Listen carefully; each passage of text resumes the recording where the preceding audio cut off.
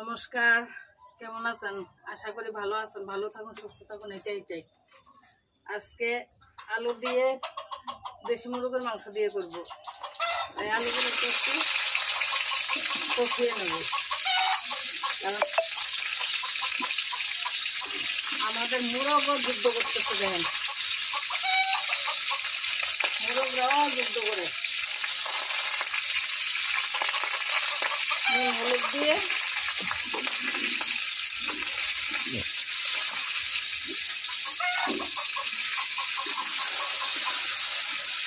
গোটা পেঁয়াজ দিয়েছি, দুটো চারটা। আর অনেকে গোটা পেঁয়াজ দিয়ে খেতে ভালোবাসে, তার জন্য গোটা পেঁয়াজ দিয়েছি। আলুগুলোকে একটু ভেজে নেব, আলুগুলোকে ভাজার জন্য আলুগুলো ভেজে নিয়েছি। আর আলুটা আগে ভেজে নিলে মাংস তো দিলে অনেক সময় গোটা গোটা থাকে, কারণ এটা যদি মাংস একসঙ্গে দেওয়া হয় তাহলে মাংসটা সিদ্ধ হয়ে যায়। আলুটা একদম মাংসটা তো দেশি মুরগির মাংস একটু সিদ্ধ হতে দেরি হয়, আলুটা একদম ভর্তা হয়ে যায়। যার জন্য আলুটা একটু কষে নিলে ভালো, একসঙ্গেও দেওয়া যায়। তো একটু কষায় নিচ্ছি, তাই পরে দেওয়া যাবে ওগুলো। মাংসটা মোটামুটি হয়ে আসলে দেওয়া যাবে। এখন কড়াইতে তেল দিয়ে দিলাম।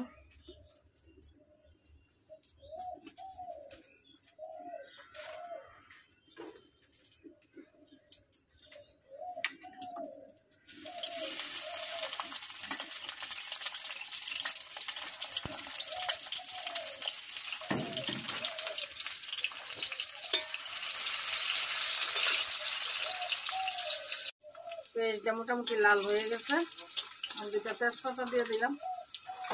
আর পেঁয়াজ, রসুন, আদা বাটা, লঙ্কা বাটা, কাঁচা লঙ্কা বাটাও দিয়েছি, তো গুঁড়া মরিচ দিয়েছি, তারপর হলুদ দিয়েছি। সবগুলো একসঙ্গে মিশিয়ে নিলাম, কারণ গুঁড়াটা দিলে পুড়ে যায় অনেক সময়। তা মিশিয়ে এখন কড়াইতে তেলের মধ্যে দিয়ে দেবো, মশলাটা একটু কষিয়ে নেব।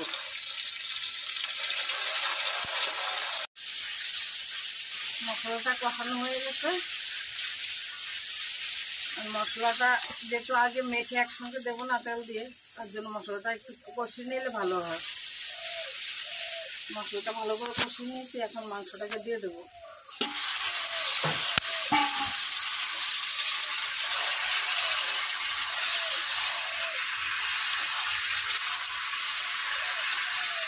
স্বাদ মতো নুন দিয়ে দিলাম।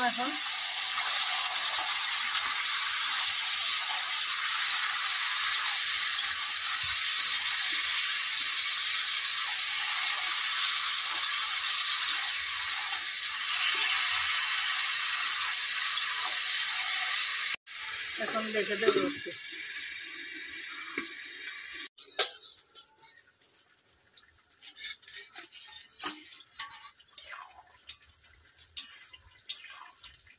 মাংসটা মোটামুটি একটু সিদ্ধ হয়ে গেছে, ঢাকা দিয়েছি। এখন ওটা গোটা পেঁয়াজ, মানে কাটা পিস পিস করে কাটা পেঁয়াজ দিয়ে দিলাম। আগে দিয়ে এগুলো একদম গলে ফুলে যায়, এমনি তো ফুলে যাবে, আস্ত থাকবে না, গোটা থাকবে না। তাই এখন এগুলো দিয়ে দিলাম। সঙ্গে যে আলুগুলো ভেজে রেখেছি এগুলো দিয়ে দেবো।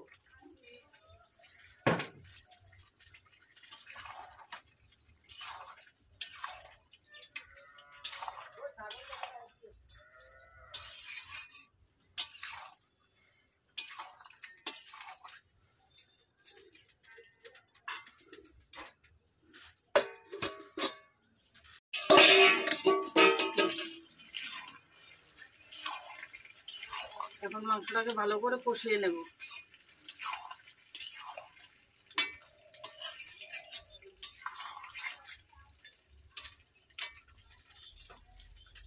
ধীরে ধীরে কষিয়ে নেব। মাংসটা কষানো হয়ে গেছে, মাংস থেকে তেল ছেড়ে দিয়েছে। এখন মাংসটাতে ঝোল দেবো, কারণ দেশি মুরগির মাংস কষানো ভালো লাগে না, ঝোল না দিলে একটু ভালো লাগে না, তাই একটু হালকা ঝোল করবো।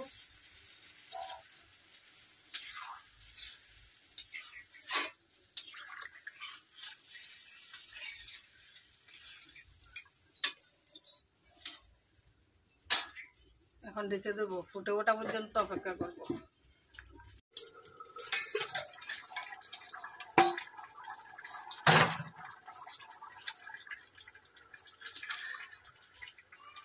মাংসটা ভালো করে সিদ্ধ করে নিয়েছি, তারপরেও আরেকটু ভালো করে সিদ্ধ করবো, কারণ কি দেশি মুরগির মাংসটা একটু সিদ্ধ করতে হয় বেশি। ঝোলটা একটু কমিয়ে নেব, যতক্ষণ সিদ্ধ হয় ভালো করে সিদ্ধ করে নেব। মাংসটা হয়ে গেছে, এখন গরম মশলাটা দিয়ে নামিয়ে নেব।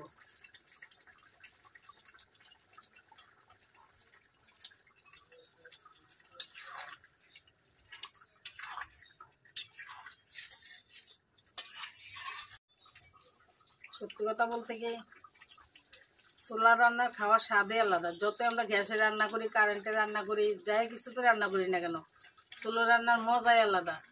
অনেকে পছন্দ করে না, কারণ কালির ভয়ে, তা আমরা করে যাই, ভালো লাগে। আমরা আগেও করেছি, এখনও করি।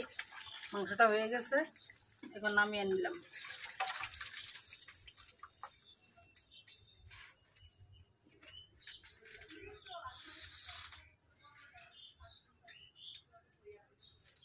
কেমন লাগলো আপনাদের কাছে? মাটির উনুনে, উনুন অনেকে উনুন বলেন, আমরা চুলাই বলে থাকি। আমাদের শহরে বাড়ি, তারপর গ্রাম্য পদ্ধতিতে আমি রান্না করার চেষ্টা করি। গ্রাম্যভাবে আমার রান্নাটা ভালো লাগে, তাই